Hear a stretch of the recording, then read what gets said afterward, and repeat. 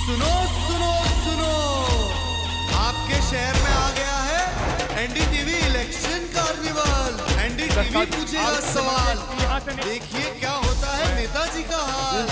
आपके शहर में आ गया है एनडीटीवी इलेक्शन कार्निवल।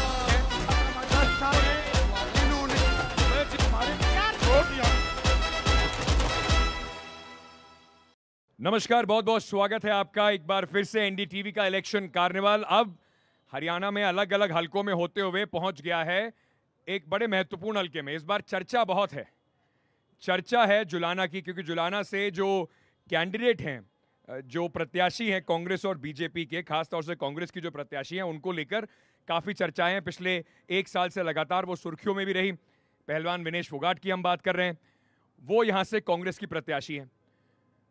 क्या इस बार का जो चुनाव है यहाँ पर, उसमें क्या मुद्दे रहने वाले हैं? क्या सिर्फ चेहरे पर वोट जा रहा है, या लोगों को अभी भी अपनी जो मुश्किलें हैं, जो शिकायतें हैं, जो मुद्दे हैं, क्या सोचकर जनता वोट दे रही है? क्या vote Jat versus non Jat, ये कास्ट वो कास्ट पे डिवाइड हो रहा है, या जो लोगों की जो मूलभूत परेशानियां होती हैं जुलाना, उसके लिए अपने मताधिकार का इस्तेमाल 5 तारीख को करने वाला है?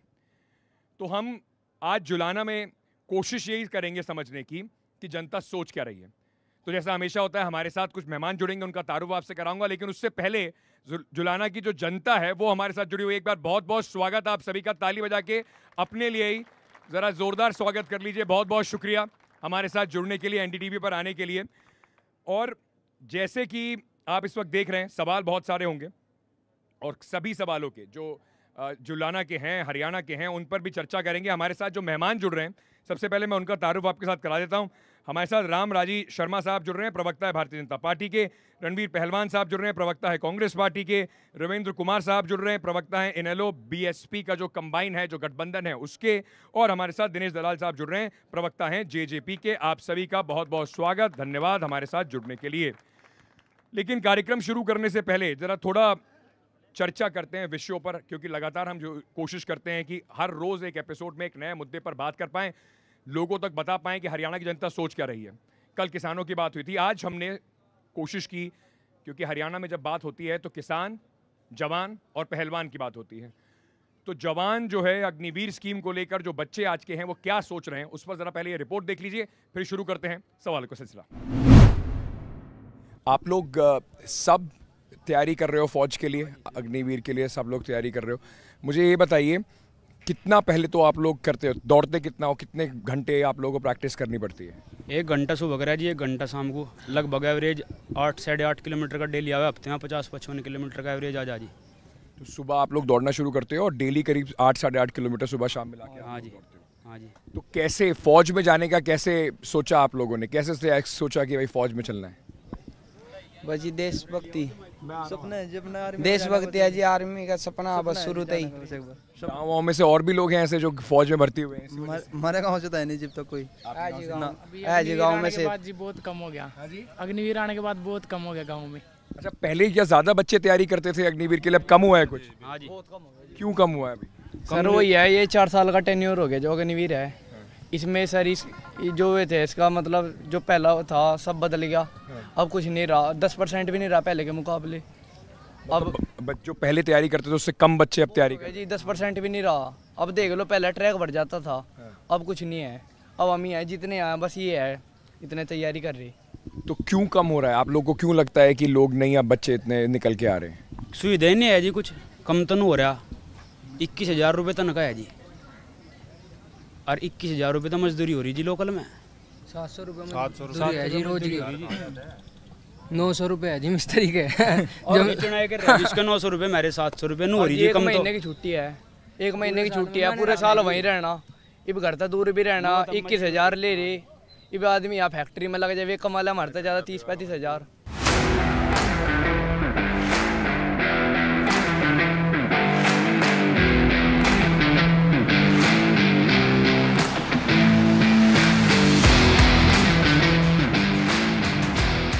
मैं आप लोग समझना चाहता हूँ कि ऐसे भी आप लोग जानते हो जो तैयारी कर रहे थे अग्निवीर की और एज या फौज की तैयारी कर रहे थे, भर्ती रुक गई तो उनकी एज निकल गई, ऐसे भी लोग हैं? पहले 18 से 21 थी जी, इब 17.5 था, 20.5 कर दी, ये कर दीजिए एज। 6 महीने पहले तो कम कर दी, 6 महीने पहले शुरू कर सकते हैं और 6 महीने ऊपर से कम कर दी, अपर लिमिट कम कर दी। हाँ जी, इब हमारा तो एक ही टारगेट है जी, इब 5:45 वाले तो हम है नहीं, हम तो 4:40 वाले हैं जी। इसमें एक सिस्टम हो रहा है जी फौज में, जैसा भर्ती सेंटर में भर्ती चलेगी, सहारनपुर भीमराव अम्बेडकर में भर्ती है हमारी 9 दिसंबर को जी। जो बच्चा एक्सीलेंट रेस लगा होगा उसे स्पेशल फोर्स की ट्रेनिंग का मौका दिया जाएगा। पैरा सब सुनी होगी जी, स्पेशल फोर्सेज, उसके नाम की मेहनत कर रहे जी। स्पेशल फोर्सेज की ट्रेनिंग करनी, एक्सीलेंट दौड़ मार के, जोन सी अग्निवीर की दौड़ है जी, उसे तो घरों लौट के जी, इब तो 2 महीने और उसी दिन जाएगा, उसी दिन हमारी आऊँगे। तो आप लोगों को भी ऐसे लगता है कि बस एक बारी मौका मिल जाए, चाहे 4 साल के लिए मिले, चाहे ज़्यादा के लिए? दिन के लिए मिल जाए, 1 दिन की मिल जाए, वर्दी चाहिए जी, बस वर्दी सपना है जी। आर्मी वर्दी का जुनून है जी, बस सपना जियो और पूरा करके छोड़ देंगे जी। बस एक बात और जी, क्या आप लोगों को लगता है कि सरकार को दोबारा सोचना चाहिए अग्निवीर स्कीम के ऊपर? सोचनी तो पड़ेगी जी, सोचनी तो पड़ेगी। अग इलेक्शन आओगे जी, सोचनी पड़ेगी। फैसिलिटी भी बहुत होगी सर। दूर तक है जी, अच्छी है, अच्छी है। एक बार का बताओ तो कैसा अच्छी है, क्या है इसमें अच्छा? यू भाई है जी, एक बार का बोल मेरा तो बड़ा यू मेरे काम का ही है भाई जी। मैं हूँ 4 साल एनसीसी मरे है जी, 11th में ली थी, 11th 4 साल 12 4 साल की नौकरी है। 4 साल की नौकरी है जी। 4 साल में एनसीसी पास करी, एनसीसी का C सर्टिफिकेट है जी, B ग्रेड था। सारी नौकरी में छूट है, पर सपना है जी। इब लो 2 साल हो ली जी, उम्र चल रही, मतलब 20 साल का हो लिया जी मैं कागजों में। इब लोग का किसी चीज़ का फार्म नहीं भरा जी, ना पुलिस का, मतलब MTS जो कुछ भी ढेर फार्म आवे जी, कोई फार्म नहीं भरा। हर भर्ती में एनसीसी था 5% की छूट है जी, 5% नंबर मिलेंगे मुझे उसके सर्टिफिकेट के, पर भरा नहीं जी। बस सपना फौज का है जी, फौज में जाना है। तो जब आप लोग और लोगों के साथ बैठते हो जो तैयारी कर रहे हैं या जो पहले कर चुके, कुछ लोग पहुंच गए वहां पर, जो कुछ लोग नहीं पहुंचे, जैसे अब बोला जाता है कि जब आप लोग वापस आओगे तो आपको पुलिस में और बाकी जगहों पर मौका मिलेगा।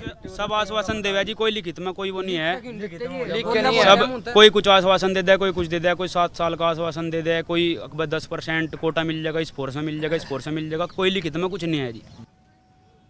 तो थोड़ा सा आप लोगों ने सुना कि किस तरीके के एप्रीहेंशंस जो हैं वो बच्चों में हैं जो अग्निवीर की तैयारी कर रहे हैं। नंबर्स जो हैं वो नीचे आते जा रहे हैं, लेकिन उनको लगता है कि अब खुद का जुनून है, फौज में भर्ती होना है, इस वजह से तैयारी चल रही है, लेकिन उन्हें लगता है कहीं ना कहीं एक बार दोबारा से इस पर रीथिंक की आवश्यकता ज़रूर है। चलिए तो शुरुआत करते हैं सवालों का सिलसिला, क्योंकि भारतीय जनता पार्टी की सरकार है। सबसे पहले उनसे सवाल लेंगे, लेकिन क्योंकि कांग्रेस ने इस पूरे, जहां पर जुलाना से विनेश फोगाट को टिकट देकर ये जो कॉन्टेस्ट है, ये जो मुकाबला है, उसको सारे हरियाणा में उसकी चर्चा हो रही है, देश में भी उसकी चर्चा हो रही है, और राहुल गांधी की अब एक पैदल यात्रा भी शुरू हो गई। तो सबसे पहले मैं ये समझने की कोशिश करना चाहता हूं पहलवान साहब आपसे, राहुल गांधी अब मैदान में उतर गए हैं जी, तो क्या कांग्रेस को लग रहा था कि जनता 10 साल बाद भी पूरी तरीके से उनके साथ नहीं है, जो राहुल गांधी को जमीन पर उतरना पड़ रहा है? मैं माननीय आपसे यही सवाल, पहली बात तो आपके चैनल का मैं धन्यवाद करूंगा कि दूसरी बार मैंने एनडीटीवी को जुलाना की पवित्र धरती पे देखा है। एक बार तो जब भाजपा के कुशासन की वजह से 2.5 रुपए के चेक किसानों के आए थे, हमने बहुत बड़ा आंदोलन किया था, मेरा गांव जमोला है पास में जी, तब मैंने एनडीटीवी के दर्शन किए थे। और दूसरी बार कांग्रेस पार्टी ने बेटी विनेश फोगाट को मैदान में भेजा टिकट देके, दूसरी बार आपके चैनल को हमारे बीच में देखने का मुझे मौका मिला। और दूसरी बात जो आपका प्रश्न है मैं उस पर आ रहा हूं, आपने कहा कि राहुल गांधी जी को 10 साल क्या जरूरत पड़ेगी। मैं आपसे एक सवाल करना चाहता हूं इस पब्लिक के माध्यम से कि माननीय मोदी जी, तीसरी योजना उनकी चल पड़ी, क्या मोदी जी को क्यों जरूरत पड़ी? राहुल जी कितनी बार आए हैं और मोदी जी कितनी बार आए हरियाणा में? इसका मतलब ये है कि माननीय मोदी जी से, खट्टर जी से, नायब सिंह जी से हरियाणा की जनता बेहद खफा है। उनके कुशासन से जनता 36 बिरादरी तंग आ चुकी है, इसलिए मोदी जी क्यों आ रहे हैं? राहुल गांधी के जो स्टेज पर हमने देखा सारे कांग्रेस के नेता थे, राहुल गांधी जी, हुड्डा जी और शैलजा जी का हाथ जोड़ते नजर आए। तो हाथ बदलेगा, हालात बाद में, पहले अपने हाथ ही जोड़ने में आप लोग इतने मशरूफ हैं कि बाकियों के हालात क्या बदलेंगे वो जनता को समझ ही नहीं आ रहा है। मान्यवर, मैं आपको आपके ध्यानार्थ एक बात लेके आना चाहता हूं। राहुल जी ने, सोनिया, हुड्डा साहब ने और बहन शैलजा जी ने हाथ जोड़े, पहले भी जोड़ते रहे हैं, लेकिन मैं आपका जिम्मेदार चैनल पे जिम्मेदारी के साथ जिम्मेदार प्रवक्ता कांग्रेस का एक बात छाती ठोक के कहता है, माननीय मनोहर लाल खट्टर जी जिन्होंने 9.5 साल से ज्यादा हरियाणा में शासन किया, और नायब सिंह सैनी जी थे, उन दोनों लोगों ने माननीय मोदी जी आए और उनकी तरफ देखा तक नहीं। बडोली जी को उन्होंने पीठ जरूर थपथपाई। खट्टर साहब के कुशासन को मोदी जी भी जानते हैं और नायब सिंह ये सैनी कमाल की बात सब राजनीतिक जो प्रवक्ता है उनकी होती है। अपनी पार्टी को छोड़ के दूसरी पार्टी में क्या हो रहा है उन्हें सब पता है, नेताओं के मन में क्या चल रहा है उन्हें सब पता है। लेकिन बीजेपी से सवाल तो उठेगा क्योंकि सरकार आपकी है। 9.5 साल खट्टर साहब और अब 6 महीने नायब सैनी साहब, तो ये मान लिया जाए कि बीजेपी को लग रहा था कि खट्टर साहब का चेहरा लेकर जनता में जाएंगे तो इस बार दाल गलेगी नहीं। देखो, पहले तो मैं आपके चैनल को धन्यवाद करना चाहूँगा। आपका चैनल हमारे छोटे सा क्षेत्र है, पिछड़ा क्षेत्र है, इसमें यहाँ आया, आपका मैं स्वागत करता हूँ। भाई साहब 10 साल सरकार आपकी थी, पिछड़ा कहोगे तो लोग सवाल पूछेंगे कि पिछड़ा कैसे रह गया। मैं उसका जवाब दूंगा, जी। मैं आपको बताना चाहूँगा, आपने सवाल कराया है भाई खट्टर साहब ने इस्तीफा क्यों दिया, यही है ना आपका प्रश्न या और कुछ है? दिया या उनसे दिलवाया गया, ये तो आप ही बता पाएंगे। चलो ऐसा है, मैं आपको बताना चाहूँगा, परिवर्तन है, परिवर्तन एक प्रकृति का नियम है, इतिहास गवाह है, समय समय पर परिवर्तन होता रहता है। मनोहर लाल जी ने इच्छा जाहिर करी, भाई मैं 9-9.5 साल प्रदेश का मुख्यमंत्री रह लिया, अब कोई युवा शक्ति को आगे आना चाहिए और पार्टी कोई और जिम्मेवारी सौंपे तो मैं निभाने के लिए तैयार हूँ। पार्टी ने उनको और कोई जिम्मेवारी सौंपी, उनको एमपी का टिकट दिया, वो ज्यादा मार्जिन से जीत का ठीक है, केंद्र में मंत्री बने। मैं मेरा प्रश्न बस मैं नहीं, क्योंकि आप बता रहे हैं तो मैं इसमें बस ये जोड़ दूं कि इस बार जब जनता के बीच में जा रहे हो आप, तो किसके काम को 6 महीने के सैनी साहब के काम गिनाओगे या 9.5 साल खट्टर साहब के? देखो, काम सारा गिना जाएगा। हाँ। ऐसा नहीं है, खट्टर साहब ने भी अच्छा काम किया है, उनने तो सबसे बढ़िया काम करा है। ये मेरी छत्तीस बरादरी की जनता मेरे सामने है, युवा शक्ति है और युवा शक्ति एक परिवर्तन का प्रतीक होती है। हाँ। हमारा जिला शुरू होता पौड़ी गांव से, उससे पहले हुड्डा साहब का 10 साल का शासन रहा। हाँ। वहां के बच्चे तो नौकरी लग गए, वहां के बच्चे तो मेरिट में। भाई साहब मेरी बात आप मेरे बिना देखे बोलोगे तब भी वहां के बच्चे तो मेरिट में। हाँ। 10 साल उनका शासन रहा। और क्या कलोई हल्के के बच्चे पढ़ते हैं क्या? ये हमारे छत्तीस बरादरी के बच्चे हैं, ये नहीं पढ़ते। तो 10 साल में पढ़ा दिया आपने सारे? बताइए आप। 10 साल में पढ़ा दिया आपने सारे? मैं आपकी बात का जवाब दूंगा। मैं भाई साहब, क्योंकि दिक्कत ये है, एक मिनट भाई साहब, एक मिनट, अगर इतना काम बीजेपी ने किया तो वही सवाल कांग्रेस पूछ रही है। काम क्या होता तो हुड्डा याद नहीं आ रहा होता, अपने काम गिनाने आपको याद आ रहे होते। मेरी बात अधूरी रहेगी। हाँ जी। हुड्डा साहब के टाइम में हमारे को ऐसा समझा जाता है जैसे ये दूसरे देश के हूँ। हुड्डा साहब ये तो कहते थे मैं भांजा हूँ यहाँ का, मैं जींद का भांजा हूँ। हाँ। और मैं जुगला टोपी लेने आया हूँ, लेकर रहूंगा।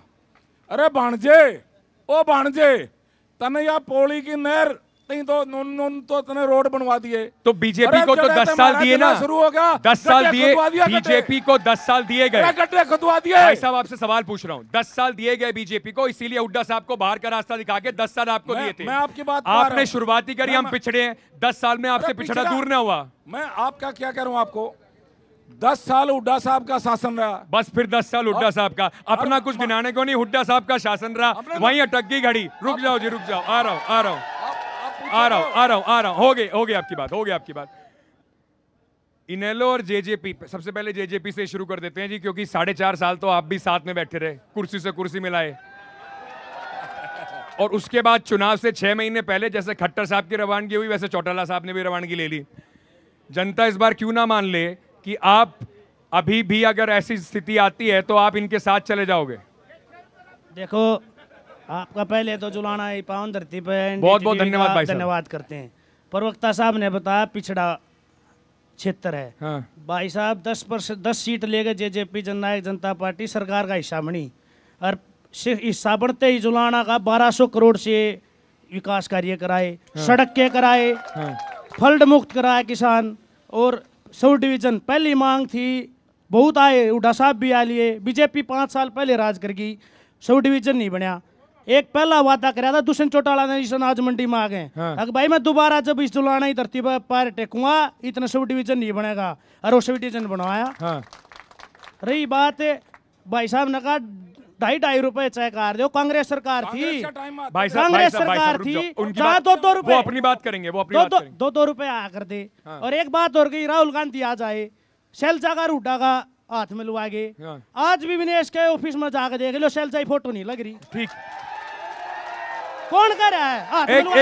एक मिनट, कौन कह रहा है हाथ में लुआ के? एक मिनट भाई साहब, पहले तो जरा ये कंफ्यूजन दूर कर दो। चुनाव किसके खिलाफ लड़ रहे हो, बीजेपी के खिलाफ या कांग्रेस के? हम दोनों के खिलाफ लड़ रहे हैं।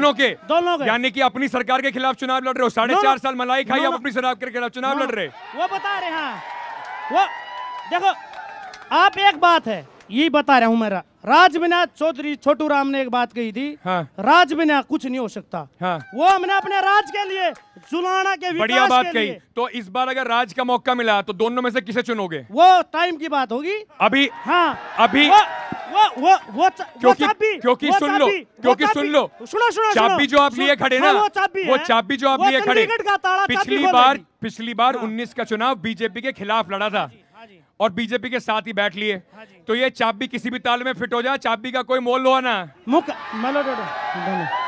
मैं बता रहा हूँ, मुख्यमंत्री जो ओम प्रकाश चौटाला के टाइम थी, हाँ जी, सभी देखा था, पहले भी हुए हैं। आप ओम प्रकाश चौटाला जी की बात करोगे कि हमारी पार्टी की बात करने लग रहा? हम तो इनेलो वाले तो वहाँ बैठे हैं। मैं बता रहा, पहले भी तो हुए हैं। वही बता रहा हूँ, पहले गठबंधन हुए हैं, सभी के हुए हैं। वही अब की बार मुख्यमंत्री भाई दुष्यंत चौटाला जी बराबर का समय दीजिए, सबको दूंगा सर, सबको दूंगा। सवाल मैं पूछूंगा, वो आप मेरे पे छोड़ दो, सबको मौका मिलेगा। तीखे सवाल सबसे पूछे जाएंगे भाई साहब, चिंता ना करो। इनेलो और बीएसपी साथ साथ है जी इस बार। चलेगा, जब आप बोलोगे तब चलेगा, चिंता ना करो। इनेलो और बीएसपी साथ साथ है। आज एक बयान सुन रहा था मैं, बीजेपी भी यही कह रही, कांग्रेस भी यही कह रही कि ये जो बाकी पार्टियां हैं ना जी, इन पे वोट डाल के अपना वोट खराब ना करो। ये कह रहे ये तो ना तो फाइट में है, हरियाणा में टक्कर जो है इन दोनों की है सीधी। तो कहां खड़े हो आप आज? मैं सबसे पहले आपका धन्यवाद करता हूं, जुलाना आने पर। खड़े नहीं है, सीधा आपके जवाब पे आता हूं, सबसे आगे खड़े हैं हम। हाँ।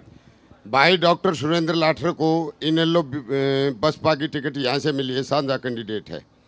अगर इस कैंडिडेट के बराबर इस हल्के में चाहे वो विनेश फोगाट हो, चाहे वो अपना यो बैरागी जी हो, या जेजेपी का कोई भी भाई ढांडा साहब हो, एक भी बराबर नहीं। जरा ध्यान से सुनना इस बात को। जो काम इन्होंने, जनता खड़ी, आप इनसे पूछ लेना, बीजेपी की सरकार रह रही, कांग्रेस की रह रही और जेजेपी की रह रही। शांति रायक भाई, आराम से रे भाई, बीच में ना बोलो। हाँ, 52 गांव में बच्चों के पढ़ाई के लिए लाइब्रेरी खोल दी। हाँ।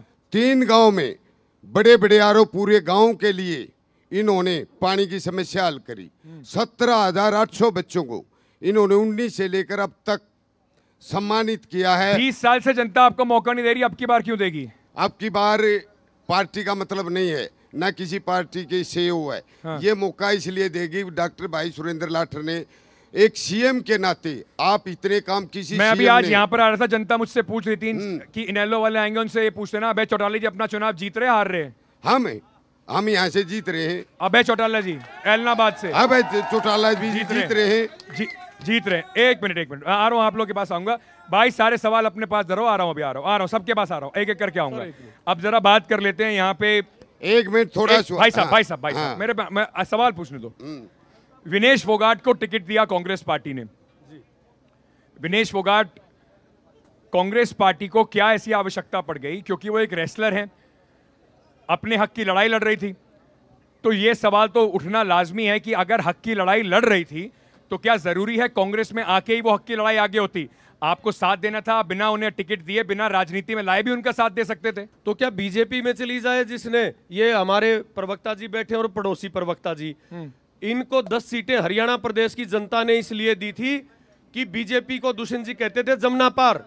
ये दोनों यार बन गए इकट्ठे, और इन लोगों ने मिलकर 750 किसानों को शहीद कर दिया दिल्ली के बॉर्डरों पे।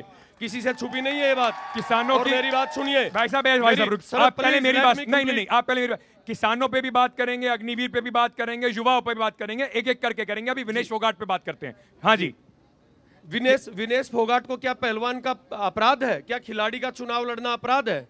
कोई अपराध नहीं है। क्या अपराध है? तो फिर बीजेपी कहेगी कि कांग्रेस ने पहले से तय कर रखा था, ये सारा राजनीतिक षड्यंत्र था कांग्रेस पार्टी का। सर आपकी जानकारी के लिए मैं बताऊं, राज्यवर्धन सिंह राठौर हमारे देश का बेटा, वो मेडल लेके आया सियाड में निशानेबाजी में। भारतीय जनता पार्टी ने उनको सांसद क्यों बनाया? हाँ। मिनिस्टर क्यों बनाया? अगर ये जो सवाल पूछ रहे हैं, ये जो सवाल है, इस पर एक सवाल जोड़ देता हूं। विनेश फोगाट जो है, भाई साहब इससे पीछे हो जाओ, विनेश फोगाट हैं, अब तो राजनीतिक प्रतिद्वंदी हैं, तो राजनीति में तो आप कुछ भी कह सकते हो, लेकिन आप जुलाना में बैठे हो, यहां की बहू है। आपकी पार्टी के नेता विनेश फोगाट को देश की बेटी मानते हैं या नहीं मानते? बिल्कुल मानते हैं। तो क्यों कहते फिर रहे कांग्रेस की बेटी है? पार्टी में चलेगी तो कांग्रेस की बेटी होगी। आपकी बात, हाँ जी, आपकी बात का जवाब दूंगा। बुद्धो जी, जब हमारी बेटी ने वहां पे एपिसोड हुआ हमारी बेटी के साथ में विदेश में, हाँ। जो घटना घटी, सबसे पहले विश्व के सबसे लोकप्रिय और ताकतवर प्रधानमंत्री आदरणीय नरेंद्र मोदी जी ने ट्वीट करके उनको बधाई दी और उन्होंने कहा, हाँ। हमारी बेटी हारी नहीं जीती है। हाँ। उसके बाद में हमारे मुख्यमंत्री जी ने, सर सवाल का जवाब, हमारे मुख्यमंत्री जी ने कहा हमारी बेटी को हमने विजेता मान लिया, हाँ। और 4 करोड़ रुपए जो विजेता को दिया जाता है हमारी बेटी को दिया। 1 रुपया नहीं आया, 1 रुपया नहीं आया। हमारे मुख्यमंत्री के प्रवक्ता 1 रुपया सिंह और उनको विजेता मान लिया। मुझे जनता के बीच में ज्यादा मेहनत करनी नहीं पड़ती है, खुद ही सारे जवाब सवाल सुन के जवाब दे देते हैं। एक मिनट भाई, एक मिनट। आपने कहा कि मुख्य, भाई रुक जा, आराम से, थोड़ी बर्फ पड़ ले, आराम से ठंडा हो ले थोड़ा भाई, मान लिया करे बात। आपने कहा कि मुख्यमंत्री जी ने उन्हें 4 करोड़ रुपए देने का ऐलान किया। कौन से वाले मुख्यमंत्री जी ने? नायब सिंह सैनी ने। खट्टर साहब याद है आपको? नायब सिंह सैनी, खट्टर साहब याद है आपको? खूब याद है। खट्टर साहब अभी बयान देते इंटरव्यू में फिर रहे हैं, ब्रजभूषण शरण सिंह ने कुछ गलत नहीं किया। देखो ऐसा है,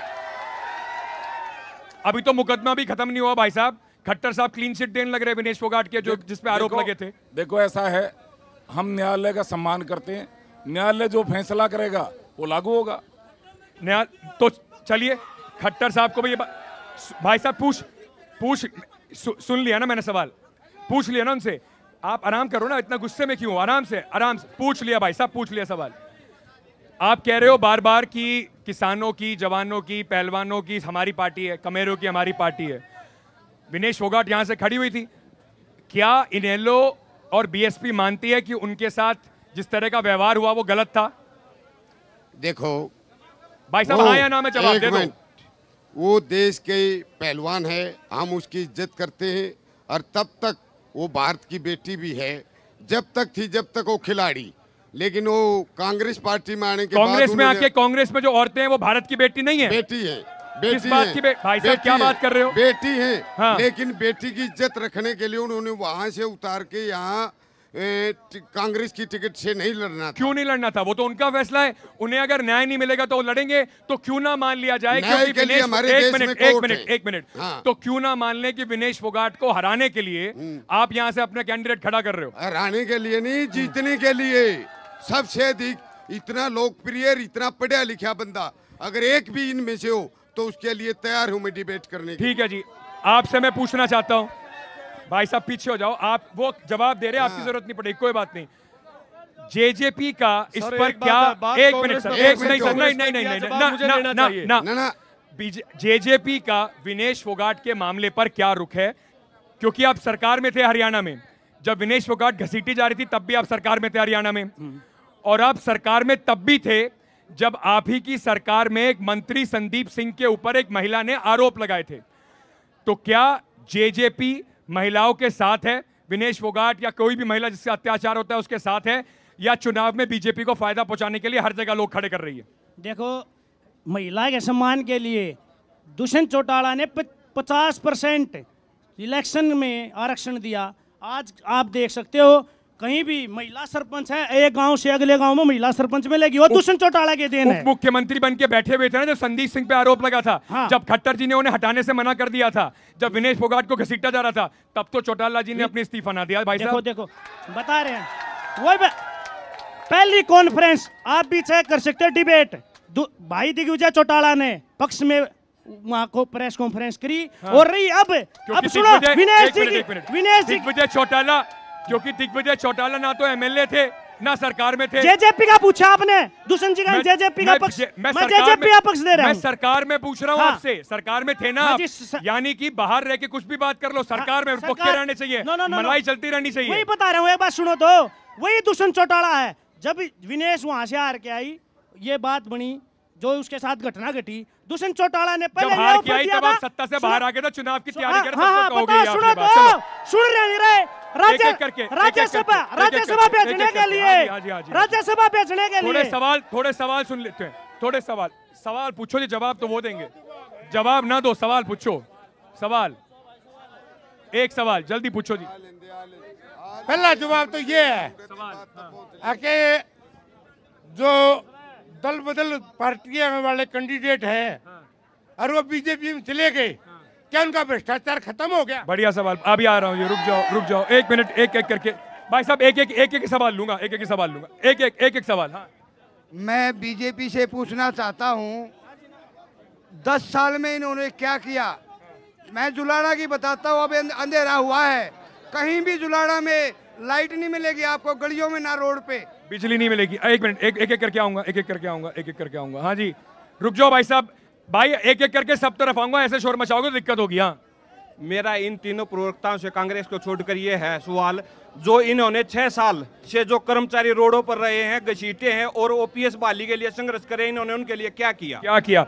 वहां से जनता ने जो सवाल पूछे, उसमें एक प्रमुख सवाल जो उठकर आया, जी वो सवाल उठकर आया ओपीएस का, यानी कि ओल्ड पेंशन स्कीम का। लगातार वो आप देख रहे हो, आप भी देख रहे हो, सभी आप देख रहे हो कि वहां पर लोग खड़े हुए हैं, वो ओपीएस के बैनर लिए खड़े हैं। ओपीएस का मतलब है old pension scheme. Congress party, सवाल इनसे फिर आपके पास आऊंगा, कांग्रेस पार्टी अपने मैनिफेस्टो में कह रही है कि हम अगर हरियाणा में जीतते तो हम ओपीएस को लागू करेंगे। भारतीय जनता पार्टी पहले लेकर आई एनपीएस, अब लेकर आई यूपीएस। इतनी खामी अगर पेंशन स्कीम में, तो ओल्ड पेंशन स्कीम में क्यों नहीं चले जाते आप? पहले तो ये विषय है, ये ओल्ड, मैं इन भाइयों से पूछना चाह रहा हूं, ये ओल्ड पेंशन स्कीम ये बंद किसके कार्यकाल में हुई? माननीय वाजपेयी जी ने की। वाजपेयी जी के कार्यकाल में। भूपेंद्र हुड्डा जी, वाजपेयी जी ने उनके राज्यों के विवेक पे छोड़ दिया था। हाँ। और भूपेंद्र हुड्डा जी उस टाइम में सीएम थे। हाँ। तो भूपेंद्र हुड्डा जी के कार्यकाल में मत हुई थी। हाँ। अब क्या होगा? अब आप ओल्ड पेंशन स्कीम लाओगे या नहीं लाओगे? देखो ऐसा है, हम ले तो आए, आपने बताया। हाँ। यूपीएस, पर यूपीएस में तो अभी बड़ी खामियां हैं। जनता सवाल पूछती है, नेताजी हमारी पेंशन में तो कटौती करने लग रहे, और एमएलए 1 बार जीत जाए, 2 बार जीत जाए, 3 बार जीत जाए, उसकी पेंशन वैसी चलती रहती है। आपकी बात का जवाब दूंगा मैं। हाँ जी। कांग्रेस पार्टी जो अपने मैनिफेस्टो में लेकर आई है, हाँ। भाई हम ओपीएस लागू करेंगे। मैं इन भाइयों को ये बताना चाह रहा हूँ। हाँ। अरे सुन तो लो, ये बंद कांग्रेस पार्टी ने करी है। ठीक है। और हिमाचल में क्या करोगे? हिमाचल में इन्होंने लागू करी है। हिमाचल में वो लागू भी नहीं हुई है। और कर्मचारियों के पास देने के लिए पैसा भी नहीं है। आप क्या करोगे? कर्मचारी रोड पर बैठे हिमाचल में। अरे बीजेपी क्या करेगी ये तो बता दो। हरियाणा में हमने कह तो दिया, लाओगे? हमने कह तो दिया, नहीं लाओगे ना, हमने वो लागू तो कर दी। ठीक है, कहाँ लागू कर दी? 1 मिनट भाई साहब, हिमाचल में क्या हाल है? एक कर्मचारी रोड पर बैठे हैं, आपका हो गया भाई साहब, पैसे नहीं है। और भाई साहब रैली नहीं है, रुक जाओ।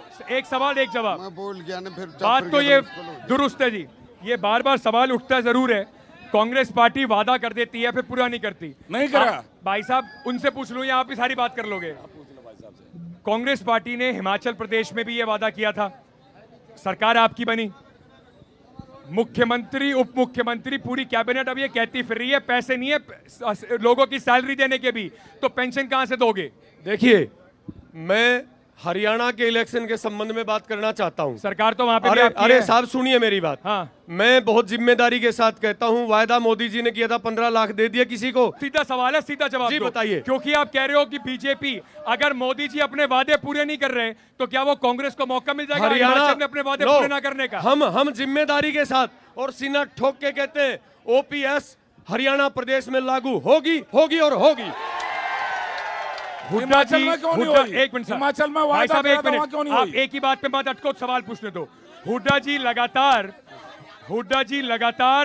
जब अपनी रैली करते हैं तो हुड्डा जी अपनी रैली में कह रहे हैं कि जब हम छोड़ के गए थे उसके बाद से हरियाणा का जो कर्जा है वो 4 गुना बढ़ गया। हरियाणा में कर्जा बढ़ गया 4 गुना। आप पेंशन के पैसे कहां से लाओगे भाई साहब? स्टेट तो यही मिलेगा आपको। हम भ्रष्टाचार कम करेंगे, बीजेपी का भ्रष्टाचार को काट देंगे, पेंशन का पैसा पूरा हो जाएगा। आपका वादा क्या है भाई साहब ओपीएस पे? ओपीएस पे हमारा वादा ये है, 1 मिनट, ना तो आप रीजनल पार्टी से पूरे क्वेश्चन करते, ना ही उनकी सुनते। कृपया सिर्फ 2 मिनट दीजिए, 2 मिनट में मैं पूरा 1 मिनट। हाँ।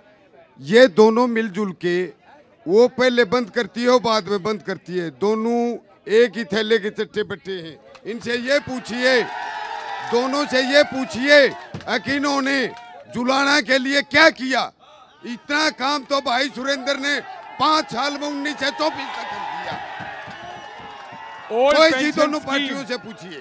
आपने बात रही ओल्ड पेंशन स्कीम पर, क्योंकि आप सरकार में साथ रहे, अब आपका क्या इरादा है भाई साहब? क्या करोगे ओल्ड पेंशन स्कीम पे? जिस दिन 8 तारीख को 40 सीट आऊंगी सबसे पहले लागू कर देंगे। और हो गए। और बात रही कांग्रेस ने बंद करी थी। 4.5 साल तो सरकार में थे, तब क्यों लागू करा दी? एक ने केंद्र में कर दी, एक बनाने का ख्याल अच्छा गालिब। भाई साहब सरकार में थे ना आप? 4.5 साल सरकार में थे ना? हाँ जी। तो तब क्यों नहीं आपने लागू करा दी ओपीएस? जितनी कलमशाही थी ना उससे ज्यादा काम करे, ये काम रह गया, इसको भी पूरा कर देंगे। सही बात है। सत्ता में भागीदारी 100% और जनता सवाल पूछे तो हमारे पे तो 20 ही था जी। एक एक करके। मेरा बीजेपी के प्रवक्ता से सवाल है। देखिए, जहां आपका ये मंच लगा है, ये एक प्रतिष्ठित स्थान है, ये हमारे व्यापारी भाई। 10 साल के राज में जितना गुंडा राज, इतनी थ्रोट यहाँ पे मिली है, हमारे व्यापारी भाइयों का जीना दुभर रखा है। दूसरी बात, एक ही बात, पीछे हाथ हटाओ, आपका पूछ लिया। मैं बीजेपी के प्रवक्ता से ये पूछना चाहता हूँ कि विनेश फोगाट जब जंतर मंतर पर धरने पे बैठी तो उसकी मांग बता दे, मांग क्या थी, ये पूछना चाहता हूँ। ठीक है जी, 1 मिनट। ये सवाल जरा थोड़ा ध्यान से सुन लीजिए, क्योंकि दिक्कत हरियाणा में मुझे जहां जा रहा हूं सबसे बड़ी दिक्कत ये होती है कि इतने सारे पुरुष और हुड़दंग मचा रहे होते हैं, महिलाएं बहुत कम आती हैं। तो जो महिलाएं यहां पर आई हैं, कम से कम थोड़ा सम्मान कर लीजिए, उनका सवाल थोड़ा शांति से सुन लीजिए। जी मैडम बताइए। सर, मेरा है ना बीजेपी प्रवक्ता से सवाल है कि ये बोल रहे हैं बार एक ऐड आ रही है कि खर्चा पर्चा वाली नौकरी, खर्चा पर्ची की नौकरी। इनके उसमें ये पूछ लीजिए सर, कितने पेपर लीक हुए हैं? एक भी पेपर ऐसा नहीं हुआ कि कोई लीक नहीं हुआ। पेपर नहीं, एक मिनट हटो भाई साहब, रास्ता दो। आप बार बार कांग्रेस के ऊपर आरोप लगाते हो खर्ची पर्ची की नौकरी। भाई जो सवाल पूछे जवाब भी ले रहे हैं उनका एक आध का, रुक जाना यार। खर्ची पर्ची का आप लोग बार बार एक ऐड बनाते हो। जनता सवाल पूछ रही है, युवा सवाल पूछ रहा है, 10 साल में आपने युवाओं के लिए करा क्या है? बच्चे 4 साल से सीईटी का पेपर देके अभी भी नौकरी का इंतजार कर रहे हैं। जो एमटेक कर चुके उन्हें चपरासी की नौकरी दिलवा रहे हो। यही नौकरी बनवाई है भाई साहब बीजेपी ने। देखो भाई सुन लो एक बार। देखो, ये हमारी देवतुल्य जनता जनार्दन है, ये भगवान का रूप है। मैं इन फैसला इन्हीं के ऊपर छोड़ देता हूं। अरे ये लाखन माजरा है, उससे आगे नहर है। अरे नहर के बच्चे तो नहर तो नाले तो मेरिट में और महाराले बिना मेरिट में। नीचे करो मोबाइल नीचे करो भाई, हमारे कैमरे में हो आप लोग। उस टाइम में हाँ जी, मेरी बात रहेगी, पूरी करिए। ऐसा है, हमारी बहन ने एक प्रश्न करा था, पहले मैं उसका बात का जवाब दे देता हूँ। हाँ। खर्ची पर इसने कहा था पेपर लीक का। हाँ। ये पेपर लीक का कल्चर तो कांग्रेस के टाइम में था। एक मिनट सारा आप ही बोलो। अरे तो रुक जाना भाई।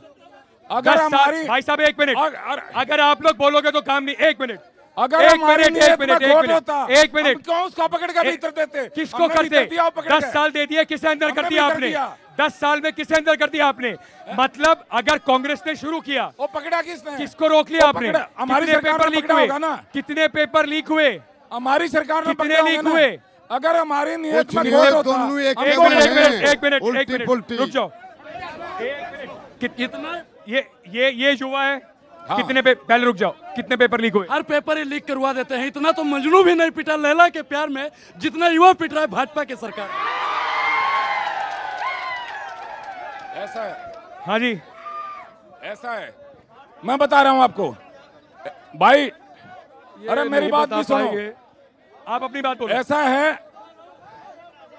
ऐसा है। हेलो सर, भाई आप बैठ जाओ, आप अपनी बात बोलो। ऐसा है, सबसे ज्यादा आराम से, आराम से, सबसे ज्यादा नौकरियां हमारी सरकार ने दी, और वो भी मेरिट का आधार पर, बिना खर्ची बिना पर्ची के। और कांग्रेस का भर्ती रोको कहेंगे, अभी भी 24,000 भर्ती। बार बार जहां पर भी कांग्रेस पार्टी जाती है, भर्ती रोको कहेंगे ना, भर्तियां नहीं होने दी। जो लोग कांग्रेस का भर्ती रोको कहेंगे, पीछे नहीं होंगे, एक भी नहीं लूंगा मैं आपको अभी और बता बिना खर्ची बिना पर्ची के मेरिट का आधार पर हमने नौकरियां दी। खर्ची पर्ची, सबसे ज्यादा नौकरी भाई साहब हो गया। सबसे ज्यादा नौकरी देने का आप दावा कर रहे हो। हरियाणा का बेरोजगारी दर 32% पे खड़ा हुआ है। देश में सबसे ज्यादा बेरोजगार हरियाणा में है। क्या 10 साल में आपने काम किए? कैसी बात कर रहे हो आप? एक मिनट, एक भाई एक एक करके पूछूंगा ना। अभी इस पे चल रहा, फिर करेंगे बात। खर्ची पर्ची, लगातार जब भी युवाओं से भी बात करो तो वो कहते हैं भाई साहब नौकरी तो नहीं है, लेकिन कांग्रेस के राज में या तो पैसे देके नौकरी मिलती थी या नौकरी मिलती थी रोहतक और उसके आसपास। हुड्डा जी से वही नौकरी होते थे। रुक जाओ भाई साहब, कांग्रेस ने पदक लाओ पद पाओ की नीति थी, बीजेपी ने उसको खत्म कर दिया। कितने लोग पदक ला सकते हैं भाई साहब? नौकरी की बात कर रहा हूं मैं। खर्ची पर्ची, मैं जिम्मेदारी के साथ एक बात कहता हूं आपके चैनल पे, मैं जिम्मेदारी के साथ एक बात कहता हूं। माननीय खट्टर साहब और नायब सिंह सैनी और मोदी जी, जब ग्रुप डी का पेपर पढ़ जाऊं तो मैं मान जाऊंगा। तीनों आदमी ग्रुप डी का पेपर पढ़वा दो आप। मैं आपसे पूछ रहा हूं, मैं आपसे पूछ रहा हूं जी, आप बार बार जो बात कह रहे हो, हाँ। आपने सवाल का जवाब नहीं दिया। जी बोलिए। हुड्डा जी पे हमेशा आरोप लगा कि उन्होंने विकास किया तो रोहतक और उसके आसपास बाकी सबको भूल गए। जींद में साहब आप जींद में कोई यूनिवर्सिटी नहीं बात थी। करो तो टिकट भी बेचते हैं। ताऊ नीचे आ जाओ, आप कई टिकट भी बेचते हैं, आप नौकरी तो वेतन की बात तो दूर रही। मैं यहाँ नहीं बैठ सकते, आप अड़े बैठे रहो, फिर कार्यक्रम रुकेगा। आप आराम से बैठे रहो, कोई बात नहीं।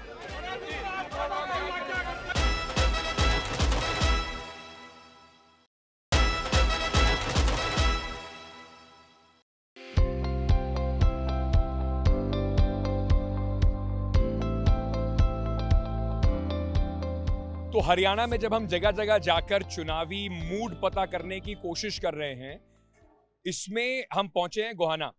गोहाना में क्या चुनावी चर्चा है उससे पहले आपको बता दूं गोहाना की एक और खासियत। गोहाना की एक खासियत है लाला मातूराम हलवाई। ये बड़ी पुरानी दुकान है और ये जलेबी के लिए बड़ी फेमस है। अब आप पूछेंगे कि जलेबी तो हर जगह मिलती है, यहाँ की जलेबी में ऐसी खास बात क्या है? आइए आपको दिखाता हूँ यहाँ की जलेबी में खास बात क्या है। ये जो आप देख रहे हैं मेरे पीछे, ये वो जलेबी है जो कुछ लोग जलेब भी बोलते हैं। तो ये इतनी बड़ी जलेबियां शायद ही आपने कहीं पर देखी होंगी। अब इसकी देखा देखी हरियाणा में कई जगह पर इस तरीके की जलेबियां बननी शुरू हो गई हैं। ये 250 ग्राम की एक जलेबी है। तो ये जो जलेबी के दादाजी हैं, ये यहाँ पर बड़े फेमस हैं। तो अब हम यहाँ पर पहुंच गए हैं, तो जरा देखते हैं कि ये जलेबी कितनी स्वाद है और उसके साथ साथ इस जलेबी से किसका मुंह मीठे होने वाला है 8 अक्टूबर को। इसके बारे में थोड़ी चर्चा भी कर लेते हैं, आइए हमारे साथ।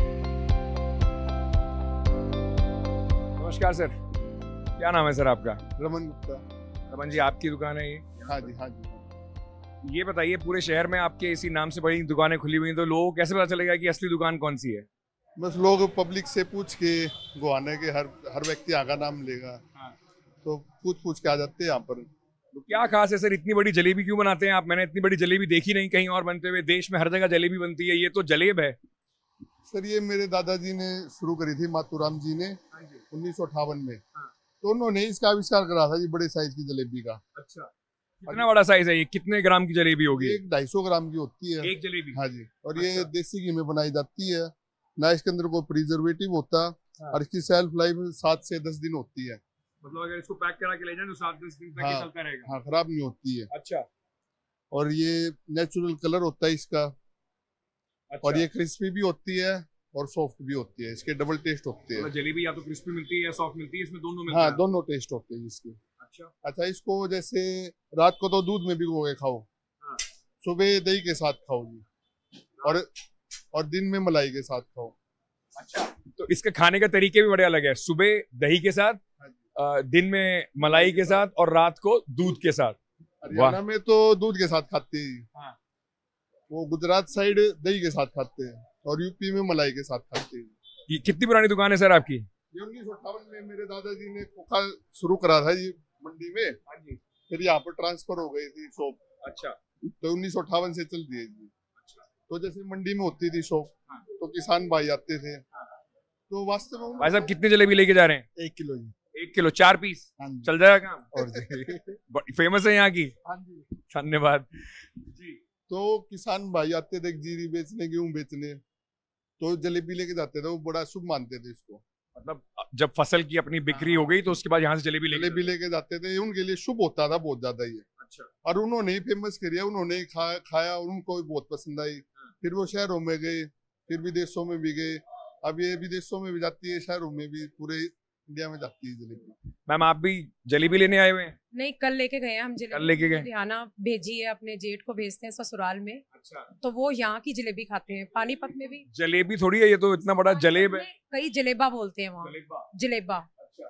तो हम लोग भेजते हैं ना, कहते हैं ये जलेबा है तुम्हारा, लेकर आना जब भी आओगे। मैं राखी पे, भैया दूज पे 1 डिब्बा इसका एक्स्ट्रा लेके जाती हूँ, बाकी रसमलाई लेके जाती हूँ।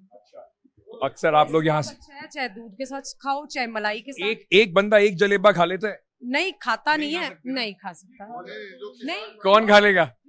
आप खा लेते हो 1 जलेबी? हाँ जी, 1 या 2 भी खा लेते हैं जलेबी। 2 खा लेते हो? हाँ जी।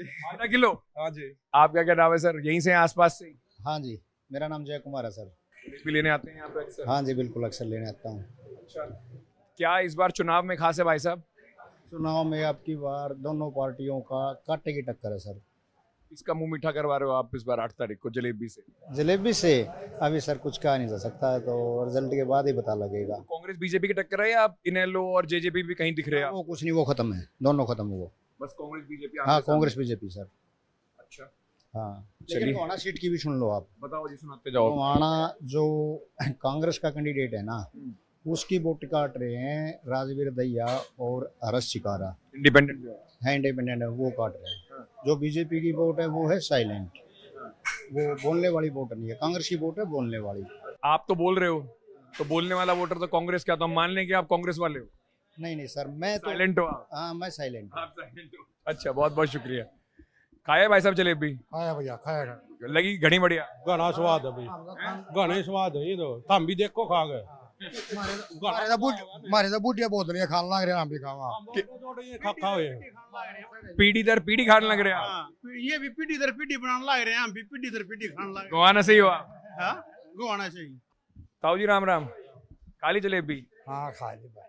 जलेबी खाने आए थे आप? ना, फिर समोसा खाना आया। समोसा खाना आए थे? जलेबी देखी, इतनी बड़ी जलेबी हमें तो कहीं देखी ना, इतनी बड़ी। ना भाई, चकमा बनना है। पहले खाई आपने ये? हाँ, पर बहुत पुरानी दुकान है। पुरानी दुकान है, तो समोसा के साथ जलेबी नहीं खाई आज? ना, जलेबी चपती नहीं है भाई। चपती नहीं है अब? ये तो दिक्कत है। हाँ। पर मन तो कराया होगा? हाँ, ज्यादा सही भाई। जैसे वो भाई साहब बता रहे थे जी, पीढ़ी दर पीढ़ी दुकान, यहाँ पर लोग पीढ़ी दर पीढ़ी खाने आ रहे हैं, आप लोग पीढ़ी दर पीढ़ी दुकान चला रहे हैं। बिल्कुल जी, हम तीसरी पीढ़ी है जी। तीसरी पीढ़ी हो? हाँ जी। तो कैसे काम बदला है आपके दादाजी के समय से अब तक? नहीं, हमने तो पहले तो स्टार्टिंग तो दादाजी ने करी थी जी, अब बस उन्हीं के उस पे चल रहे हैं पापा। कुछ बदलाव हुआ है समय के हिसाब से, या जलेबी वैसी बनती जैसे पहले बनती? जलेबी तो वैसी ही बन रही है जैसे दादाजी के टाइम में बन रही थी। बदलाव ये हुआ है कि और आइटमें चालू हो गई, मिठाई भी चालू हो गई, नमकीन भी चालू हो गई। जलेबी की डिमांड भी बढ़ रही है। जलेबी की डिमांड भी बढ़ रही है, पॉपुलेशन बढ़ रही है, डिमांड बढ़ रही है। बाहर भी भेजते हो? कितनी ले रहे हो भाई साहब जलेबी? लड्डू ले रहे जी। लड्डू ले रहे, जलेबी नहीं क्यों ले रहे आप? जलेबी ले गए जी कल। कल ले गए? हाँ जी। कितनी ले गए थे? 2 किलो। 8? हाँ जी। 8 पीस? 8 में काम हो गया पूरे? हाँ जी, परिवार है जी, राजू चेयरमैन साहब के लगे थे जी। नहीं रहते हो गोहाना में? हाँ जी, गोहाना में। वोट यही है? नहीं जी, वोट तक किलो ही की जी। किलो की है? हाँ जी। क्या माहौल है बाकी? वहाँ तो जी उड्डा का जी। उड्डा का? हाँ जी। अच्छा, यहाँ बीजेपी का जी। यहाँ बीजेपी का है? हाँ जी। वहाँ यहाँ गोहाना में? हाँ जी। तो मेरी जलेबी भी आ गई है। अब ये पूरी तो खानी, ये आप जरा इसका साइज देख लो एक बार फिर से, देख रहे हो आप? अब ये पूरी खानी तो अपने बस की है नहीं, लेकिन ट्राई जरूर कर लेते हैं। हाँ जी, मोदी जी जब भी रैली करते हैं यहाँ पर, हाँ, बिना जलेबी का नाम लिए जाते नहीं गोहाना से। जितनी बार भी आए हैं गोहाना की जलेबी का, मातूराम की जलेबी का नाम लिया उन्होंने। चलो जी, अपने भाषण तो खा के देखते हैं जो सबने इतना नाम ले लिया उस जलेबी में क्या है इतना खास। स्पेशल जाती है जलेबी। ये जबरदस्त बाहर से क्रिस्पी जलेबी है, बहुत ही बड़ी जलेबी है।